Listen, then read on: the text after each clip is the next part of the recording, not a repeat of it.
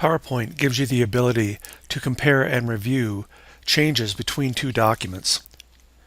If I make a copy of my presentation or my document and I send it off to someone else via email, they could go ahead and make what they consider to be some changes to it, and when I get that document back from them, I could go ahead and open it up and compare the changes and then accept or reject the changes that they have made in their document. I have a very simple presentation document here. The first slide says this is blue. It's got a white background. The second slide just says some text, blue, blue, blue, and 3 bullets there which say blue. And then finally it's got no title, but it does have this little bit of smart art in it. So I've sent this off to a friend of mine, and now they've come back and they've made some changes. They've gone ahead and changed the theme color background to red. They've changed blues to blue, red, red, and they also have changed up my smart art to be a different style for the smart art. So let's go ahead and take a look at how we can add these changes to my document or reject them if I don't like them. I'm going to go ahead and compare these two documents. Back in my first document, I'm going to click on the Review tab, and then I'm going to come out and click on Compare, which is out under the Compare group. It's going to ask me for a file, and I'm going to go out there and look for a file. So I found my file, the copy of my file. I'm going to go ahead and click on it and then click on the word Merge, and it's going to pull these two files open. I've got my original here, and I see the changes over here on the right hand side. Now I see that there's been a theme change, so if I click on the theme change over here, I get a little yellow box, and if I click it, I can see what change has been made to the theme. Not sure I like that so much, so I'm going to go ahead and leave that off.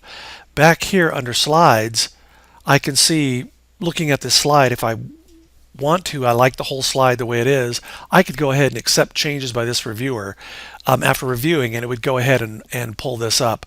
I'm going to look at the details though a little bit and click on This is Blue. Now when I click on This is Blue, it shows me all the changes that were made. What they did first of all was they inserted the word red and then deleted the word blue. So I could delete the word blue and leave off the word red. I could click here and just say let's use the word red, or I could include both words, red and blue, if I'd like. So you can make a choice here on what you'd like to use. I'm going to leave this as red blue, and then I'm going to come out here on the left and click on the second slide. I click out here under Details and click on the content placeholder, and same thing. I can see that they've inserted the word red, which is red blue, blue. You click the last one, leave this off, whatever you'd like. Get it looking the way you want. I'm going to go ahead and move on to the last guy here.